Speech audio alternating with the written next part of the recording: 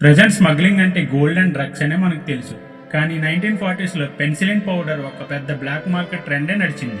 చిన్న ఇన్ఫెక్షన్ వచ్చినా చావు ఖాయమనుకునే రోజుల్లో మిరాకల్ డ్రగ్ అయిన పెన్సిలిన్ పౌడర్ యుద్ధంలో గాయపడిన సోల్జర్స్ గాయాల్ని చిటికలో మాన్పింది. పెన్సిలిన్ పౌడర్ ఏమో సోల్జర్ ప్రాణాలను కాపాడుతుంటే బయట జనాలు మాత్రం అలమటించిపోయారు. గవర్నమెంట్ ఏమో ఆ డ్రగ్ కేవలం యుద్ధంలో ఉన్న సోల్జర్స్ కోసమే అని స్టాక్ని మొత్తం సీజ్ చేసింది. ఇంకేముంది, అకస్మాత్తుగా బ్లాక్ మార్కెట్లోకి పెన్సిల్ డ్రగ్ని దించారు. అప్పటికప్పుడు వ్యాపారవేత్తలంతా కలిసి దీన్ని బిజినెస్గా మార్చారు. ప్రజల భయాన్ని క్యాష్ చేసుకుని హాస్పిటల్స్ నుంచి బాటిల్ను దొంగిలించి కొన్ని వేల రూపాయలకు అమ్మేశారు. 1940స్లో సైన్స్ ఎంత అద్భుతాన్ని సృష్టించిందో బ్లాక్ మార్కెట్ నేరం అంతే చీకటిని చూపించింది.